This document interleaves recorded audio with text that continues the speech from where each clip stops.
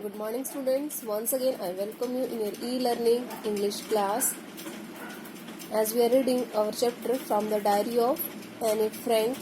और गाइस अब तक की रीडिंग में हमने ये पढ़ लिया किस तरह से एनी के मैथ्स टीचर उसकी बातें करने की हरकतों से बहुत परेशान होते हैं क्लासेस में, इसीलिए मिस्टर कैसिंग उसको उसकी इस चीज का रजिस्ट्रेशन करवाने के लिए उसको very first time a chatter box, second time an incorrigible chatter box and third time quack quack quack said mistress chatterbox ये टाइटल्ड ऐसे उसको लिखने के लिए देते हैं ताकि एनी को इस बात की रियलाइजेशन हो सके कि वो क्लास में बहुत बोलती है।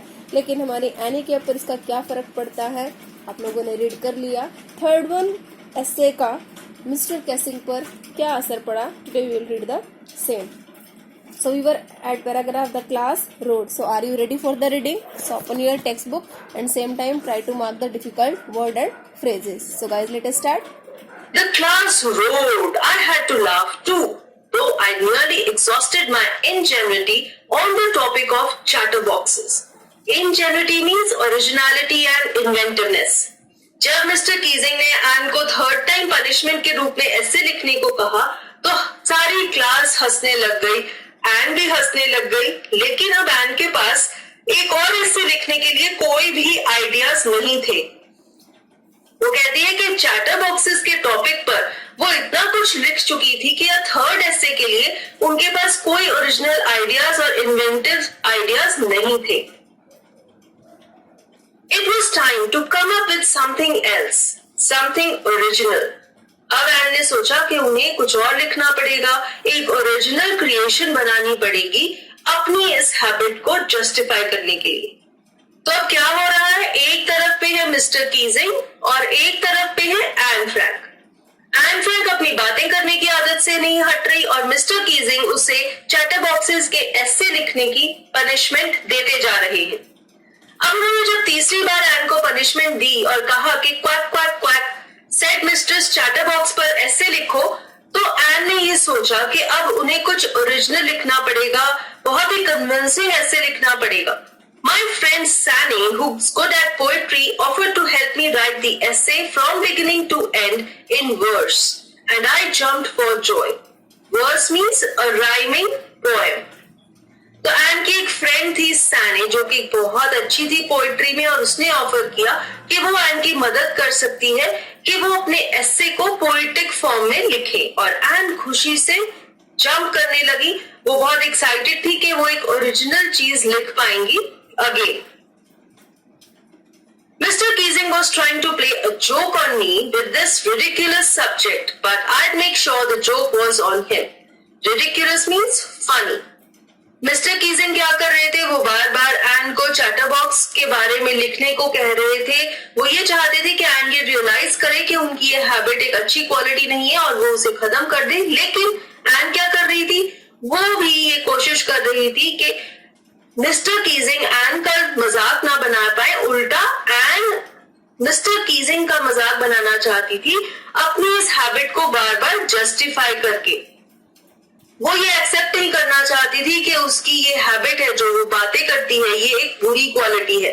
इसलिए वो ऐसे एसेज लिखती थी जिसमें वो अपनी इस क्वालिटी की रीजनिंग दे सके, उसे जस्टिफाई कर सके। I finished my poem and it was beautiful. It was about a mother duck and a father swan with 3 baby ducklings who were bitten to death by the father because they quacked too much. Ann ने जो पॉम लिखी वो एक mother duck, father swan और उनके 3 baby ducklings के बारे में थी, जिसमें कि जो बेबी डकलिंग्स थे वो बहुत ज्यादा क्वैक करते थे, बहुत ज्यादा शोर करते थे, उन्हें भी आदत थी बहुत ज्यादा बोलने की, जिसकी वजह से उनके फादर स्वैन ने उन्हें काट काट कर मार दिया। तो एन ये मानती है कि उनकी ये पोएम बहुत ज्यादा अच्छी थी।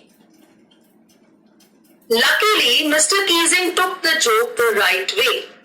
तीसरी बार भी एन सक्सेसफुल थी, उन्होंने मिस्टर कीजिंग पर जोक कर लिया था। मिस्टर कीजिंग ने इस जोक को सही तरीके में लिया, उन्होंने एन की इस पोएम को पॉजिटिव लिया और वो भी उसे पढ़कर हंसने लगे। He read the poem to the class, adding his own comments and to several other classes as well. Since then, I have been allowed to talk and haven't been assigned any extra homework. Mister Keesing को ये pome इतनी अच्छी लगी कि उन्होंने class में भी सुनाई, अपने कमेंट्स भी ऐड किए और बहुत सारी दूसरी क्लासेस में भी ये पोम सुनाई। और उस पोम के बाद, उस असाइनमेंट के बाद एन को क्लास में बातें करने भी अलाउ की गई और उन्हें एक्स्ट्रा असाइनमेंट नहीं मिली। तो फाइनली मिस्टर कीजिंग ने गिव अप कर दिया। उन्होंने एन की इस हैबिट को पॉजिटिव लिया, उसे एक बैड क्वालिटी नहीं समझा और एन को बातें करने दी।